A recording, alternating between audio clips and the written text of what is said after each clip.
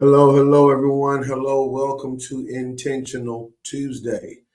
I am Cedric Ballard, and this is Kimberly Ballard.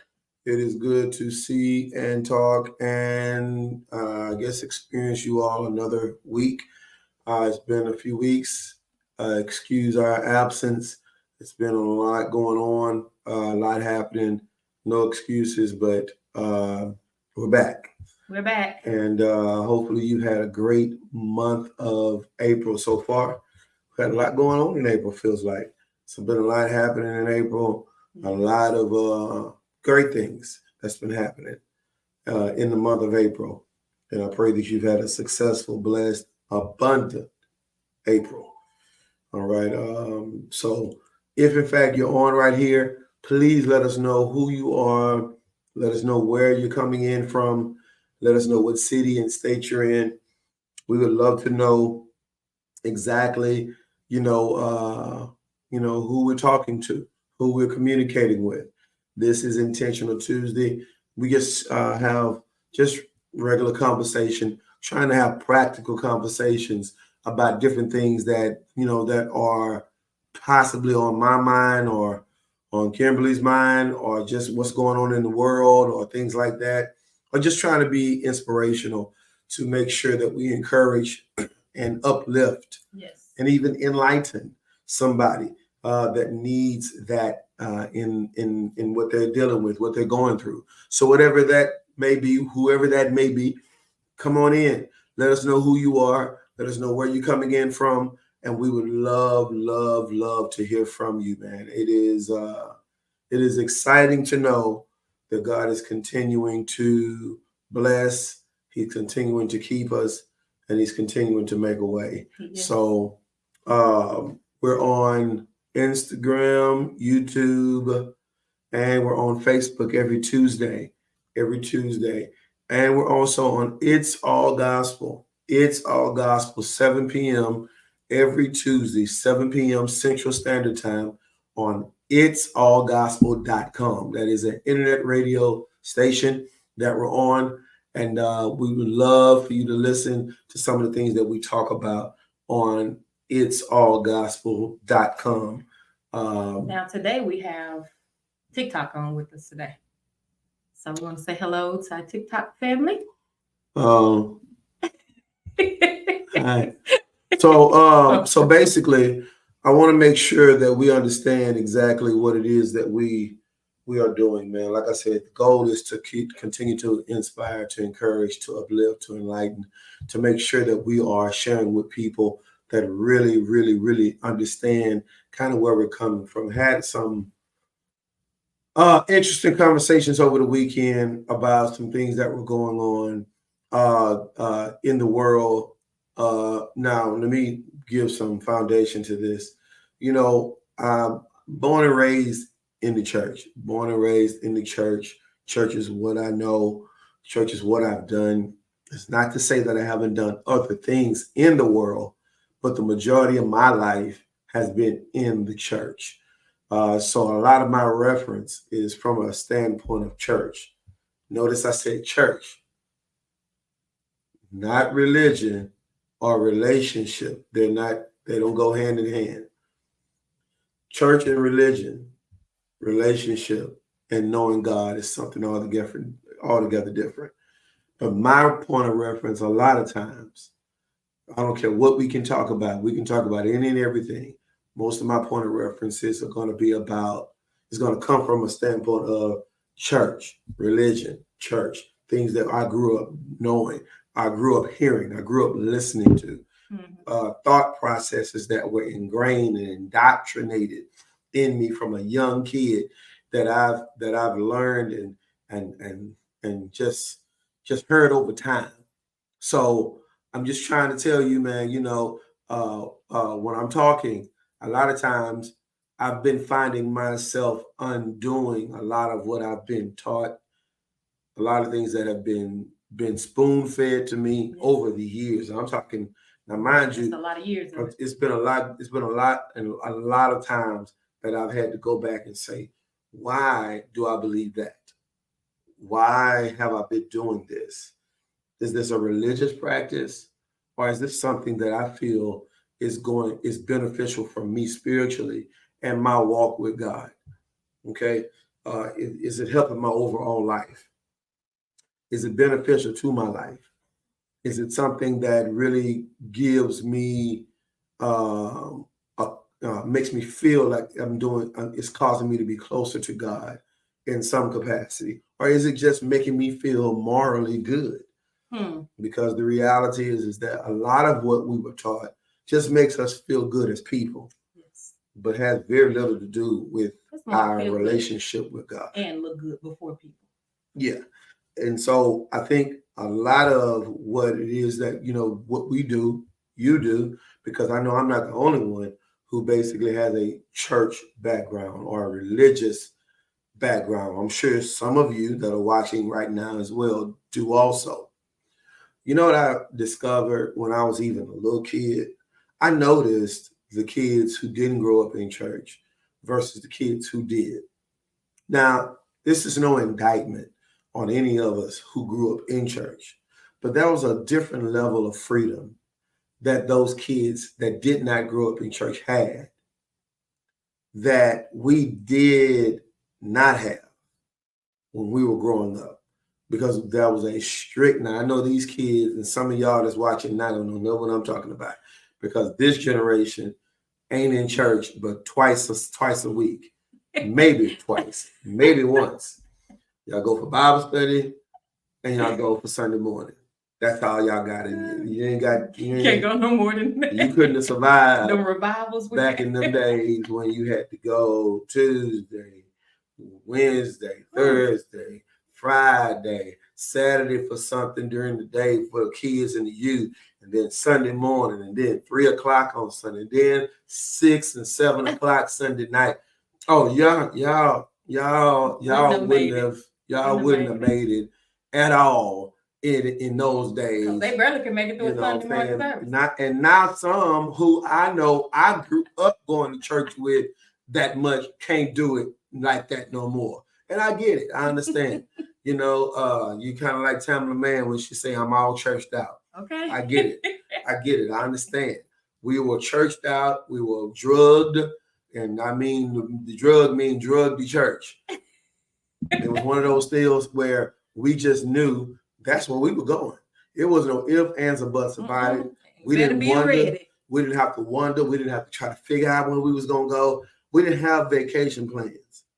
We didn't think we was going to be going somewhere across country to do this, that, and the other. No, the only vacation plan you had was Vacation Bible School. Vacation Bible School was your vacation, was your summertime plan. It was no going out of town to Hawaii or going to the cruise or any of that kind of stuff. Going to stay with your aunts and uncles for a month. Now, if I did, I stayed with my aunts and uncles. You did? But my aunts and uncles were pastors. So I was still going to church. You know what I'm saying? So it's still a situation where I still was just indoctrinated with that religion and those religious mindsets every single week of my life, which caused in some ways, when I started becoming a teenager and getting some level of freedom or ability to think on my own, it caused me to stray a little bit and do what I wanted to do, and felt like I could do it because, heck, man, look, I've been in church all this time. Yeah. Don't that count for something? I can kind of get out here and do a little something. So, as I started getting a little older and getting in my teen years and my later teen years, and especially after I graduated from high school, it was like, oh, I'm going to do me. And I think a lot of church kids do that. When they get a little older and they get a little freedom, they kind of start testing the waters because they were not allowed to in their younger years. And this is why I come back to the freedom that those kids had that did not have that type of upbringing was quite interesting to me. It was intriguing to me. Because in my mind, I was like, well, how y'all having a good time, but y'all headed to hell? Because y'all don't go to church. Y'all don't go to church. Y'all don't fast. Y'all don't pray. Y'all don't speak in tongues. Y'all don't dance around the church. Y'all don't do none of that. Y'all don't go to Bible study. Y'all don't, and y'all happy? And y'all having barbecues, and y'all going and traveling and having vacations as a family, and y'all going out doing all this other kind of stuff. When your daddy out here drinking, and they out here smoking, and this, that, and other. Cause I'm coming by to play basketball. Okay. And I see it all. And I see your parents doing all that. You come to my house, you see a big old Bible. The first thing you see, you come through my house, is a huge Bible and Martin Luther King with a white Jesus on the wall.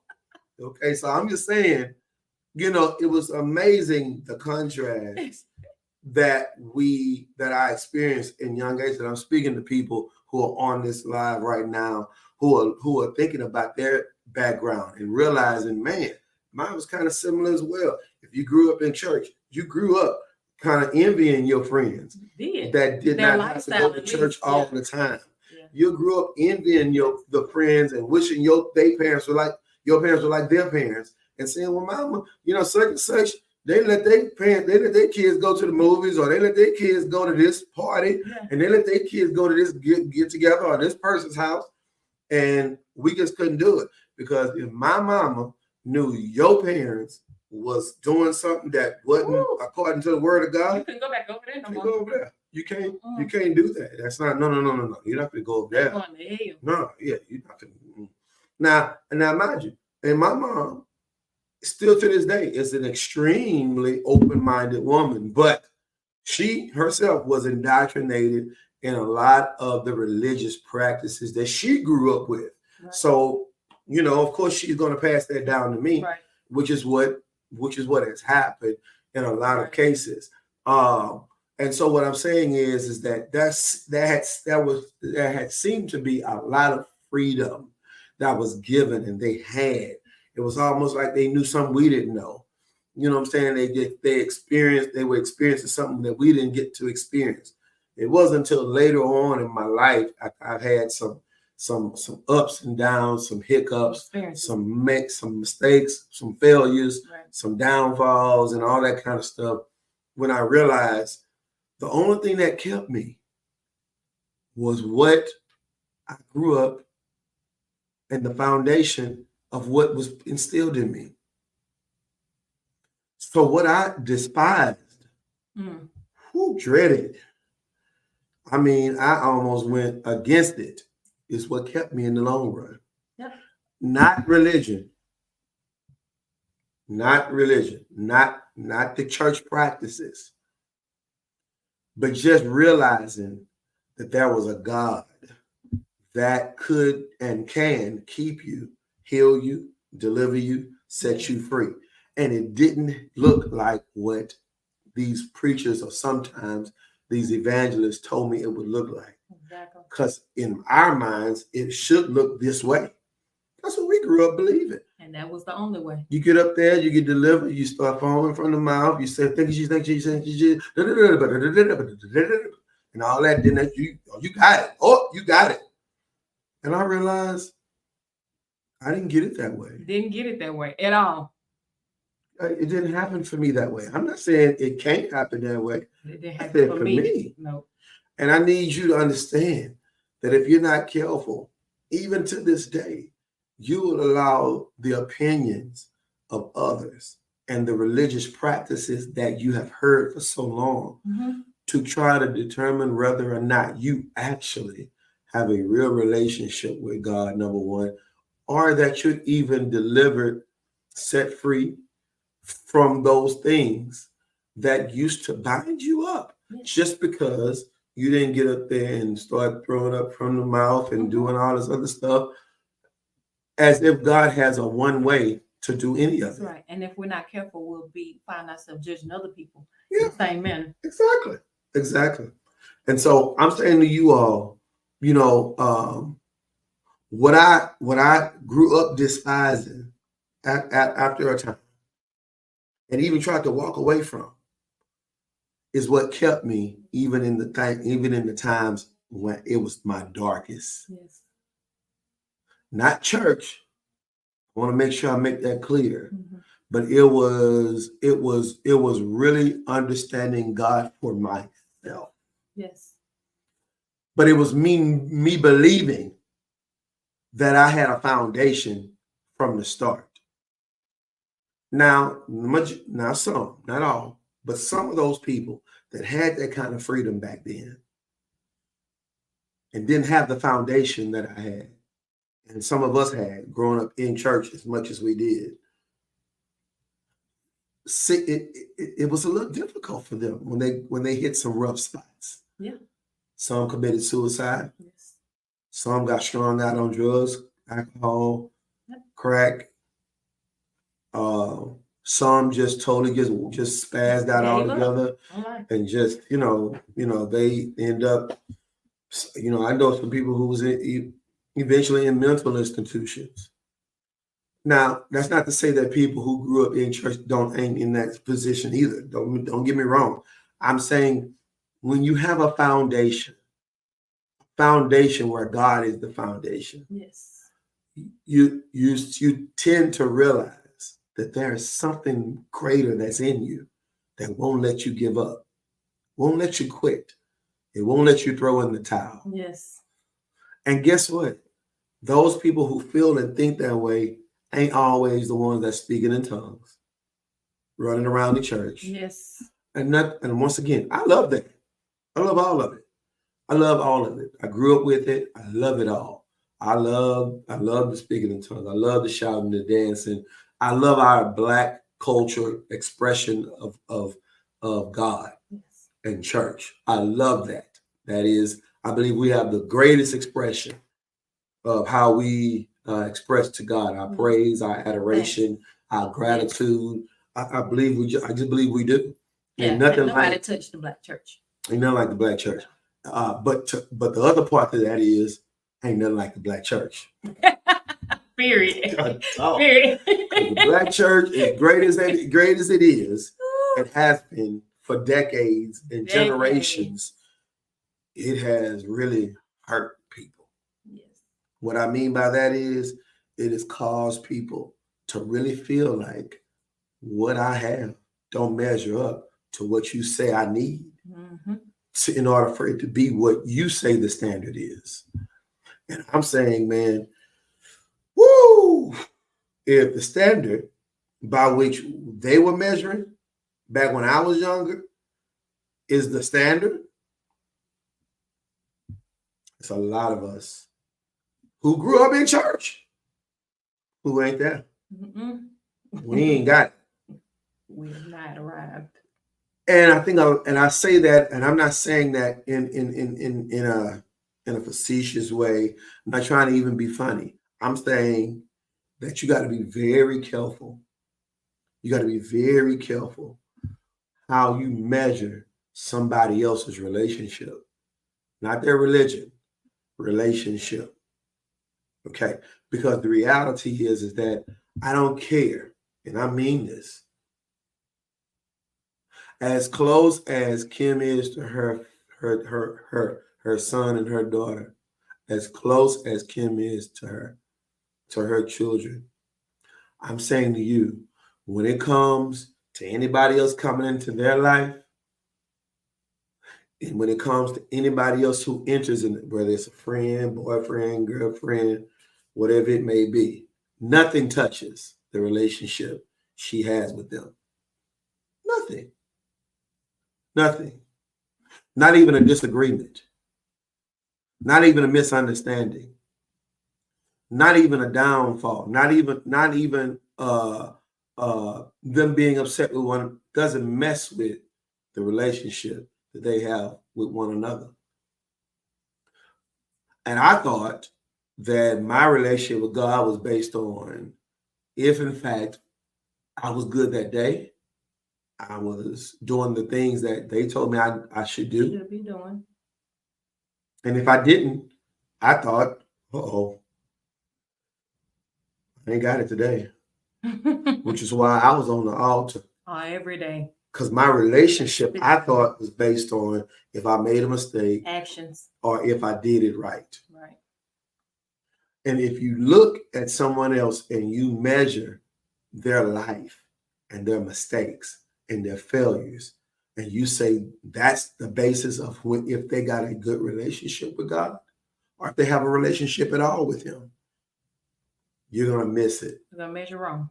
Because there's nobody in the Bible who got called who didn't mess up, make a mistake, didn't have a downfall, didn't have a setback, didn't have a proclivity. Or even a thought. Nobody that I'm looking at, that I'm reading in the Bible, did they not have something that we know that if we were basing it on our religious beliefs, we wouldn't call them. We wouldn't say they were anointed. No. You mean to tell me you're going to call Moses anointed and he can kill people? He killed somebody. Yeah. No, wait a minute. Or David. Biblically, we only see where he killed somebody in defense of the Hebrew people. We only see that him, but he killed somebody. And in today's generation, in today's society, who's calling a killer anointed? I want somebody to put that in the comments. Who called Jeffrey Dahmer anointed? Did y'all call? Y'all didn't even call OJ. Well, I was going to say OJ Simpson. You was. You was about to say OJ. Rest in peace, OJ. I'm sorry. I mean, I ain't mean to use that as an example like that. I apologize. Let me go ahead and set that back. Rewind. Oh. That went just slid through. Who calls a murderer anointed? They call David anointed. They call David anointed. If I know that you have openly been committing adultery, I'm gonna call you anointed. Yeah. I'm saying to you, I could go on and on.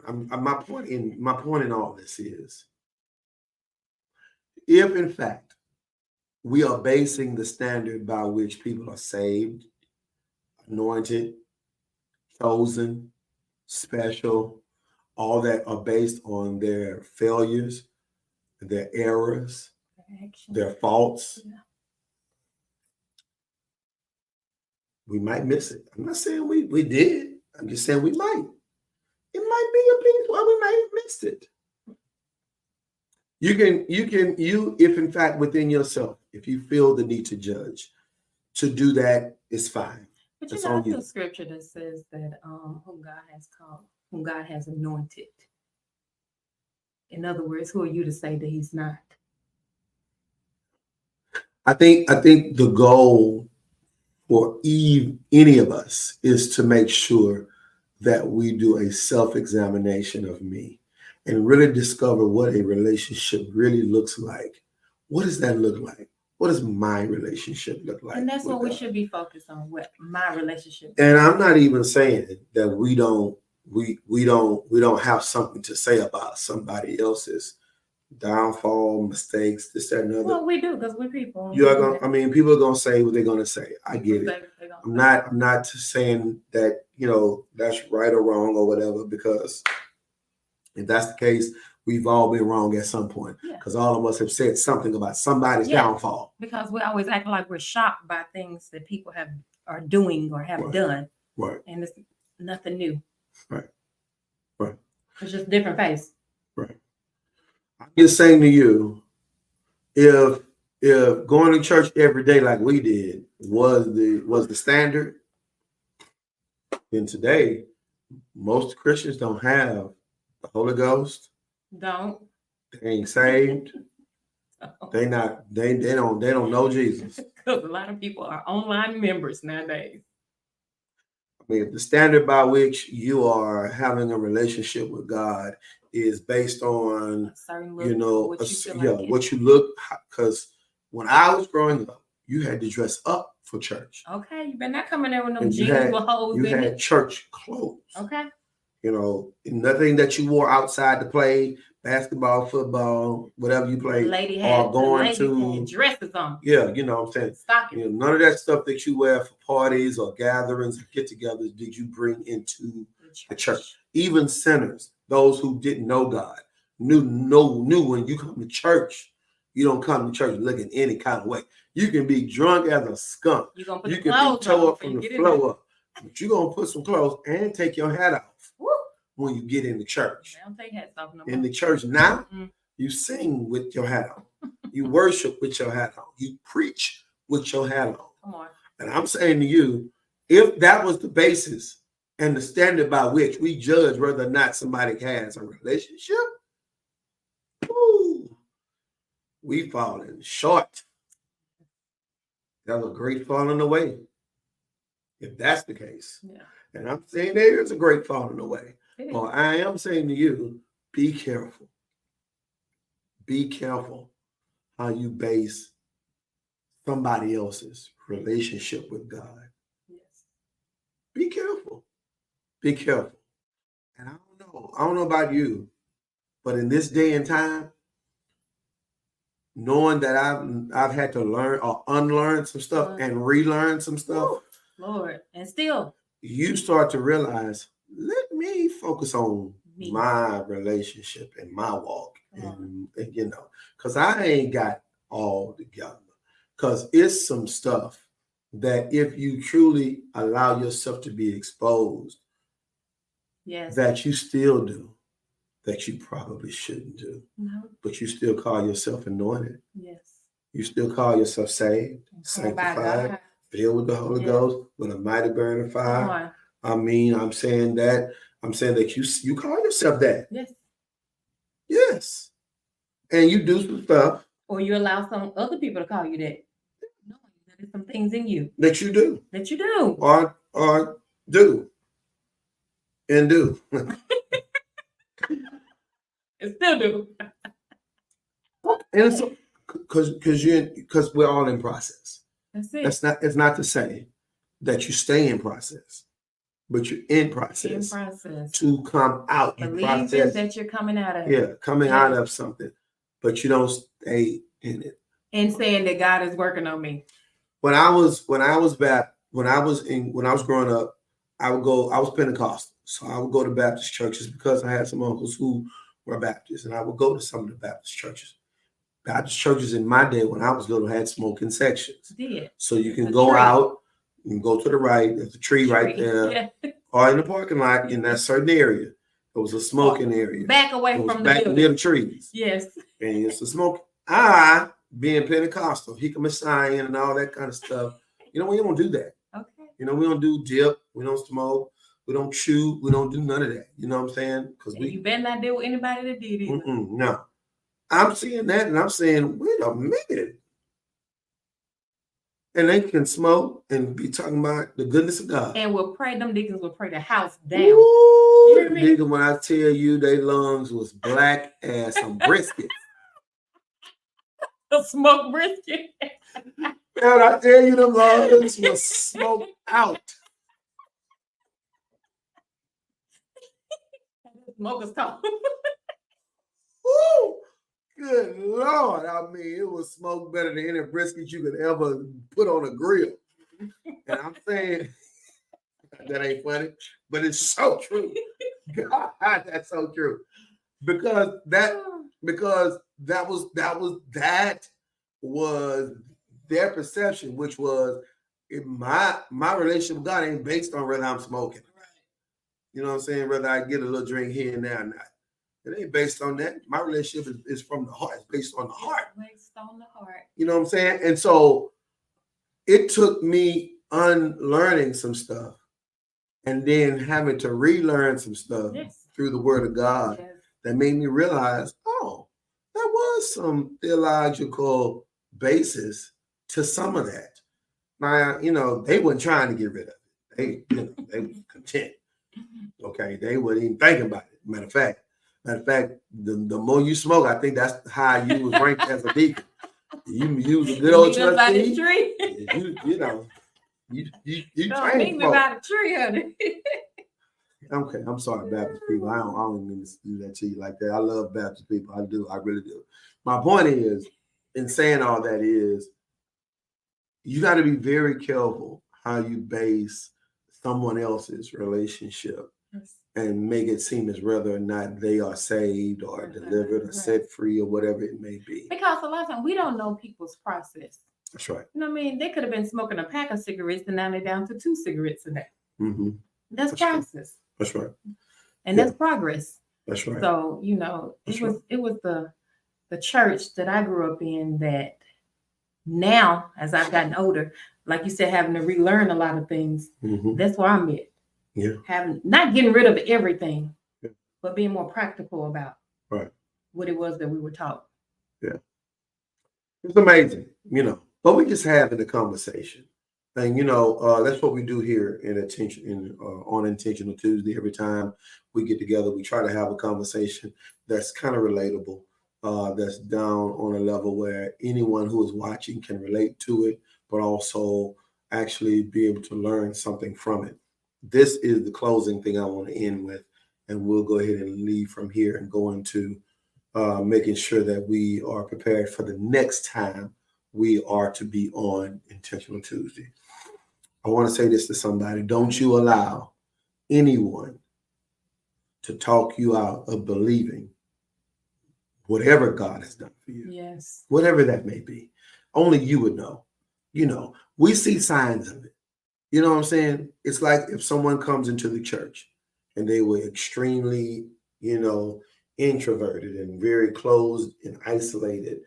And then all of a sudden, months later, you start seeing them getting more ingrained and indoctrinated into the system of church and connecting with people and speaking to people.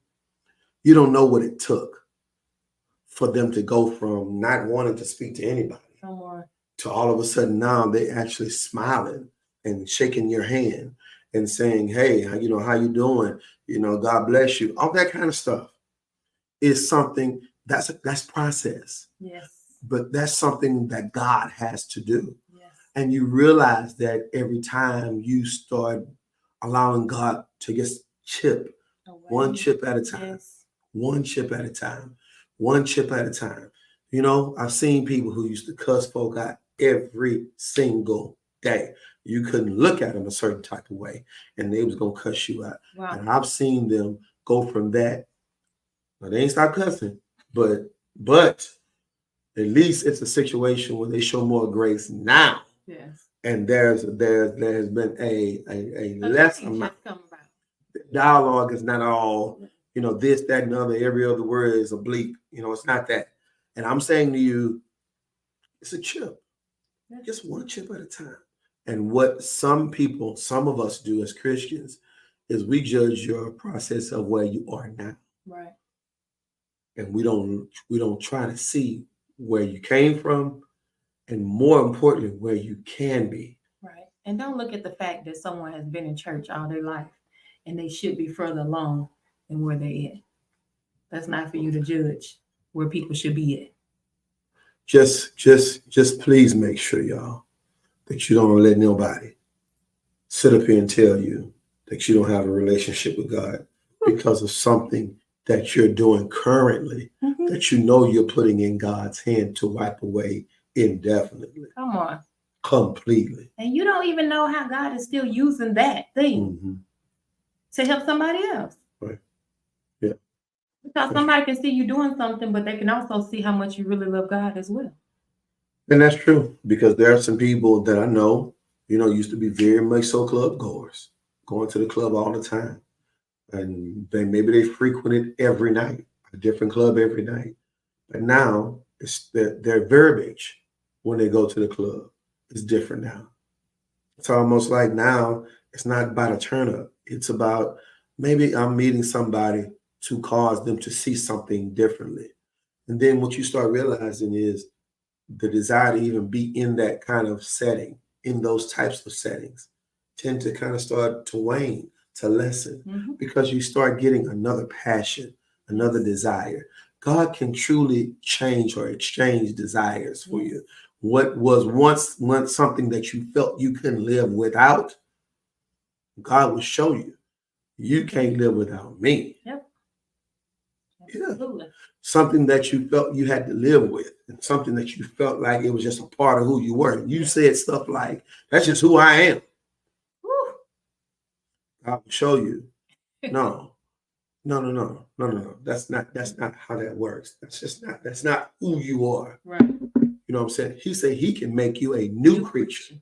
Old things Passed away. can be passed away, and all things Become new. can become new. Yes. So he can make you a new creation. You're not what you used to be. You're not even what you are now. Yes. You will ultimately be what God has purposed you to be. Now, let me tell you what's crazy, and I'll leave it alone here. You're already that in the spirit. Woo. And ultimately, if you just keep believing and keep working at it, it'll manifest. Yes. That you, Have to catch up in the that spirit. God has already purposed, it'll manifest. Mm-hmm. Don't let nobody persuade you to think anything otherwise. You are who God has purposed you to be. And if you just keep giving it to God, whatever that thing is, whatever those issues may be, whatever those proclivities may be, whatever those things that you find yourself doing here and there may be, just keep giving it to him. Keep giving it to him. Keep on. Make it a practice. And I promise you, you'll see something in you next week that you didn't see in yourself today. Right. And then a month from now, you'll see something again, completely different that you didn't see a month ago. It's a process. And others will see it too. Others will see it, but you need to make sure you do it for you. Yes. And I want you to understand that. So we're about to go. You got any other closing words? No. Just glad to see the people again. Yeah, it's good to see everyone. And prayerfully, like I said, I hope you've had an amazing month of April. We'll be on every Tuesday night at 9 p.m. Central Standard Time. That's 10 p.m. Eastern. That's like 7 p.m. on the Pacific, and all the other time zones and all that kind of stuff. Yes, all that. So Mountain and all that kind of stuff. But anyway, y'all keep us in prayer, and we definitely keep you in prayer. And I just believe God is about to do some amazing things. Eyes have not seen, ears have not heard, neither has it entered into the hearts of men. All the amazing things God has in store for us, you and me included. And I just believe that the best is yet to come. And so you haven't seen the best of what God wants to do. This year can't end without God making good on everything that he said he would do. Yes. Okay? And so the man that he shall not lie. He won't lie. And so y'all be blessed. I love y'all. I appreciate you all. And more importantly, man, I look forward to seeing you all next week. Next Tuesday. Next Tuesday. All right. Good all night. Right. Good night. Love y'all.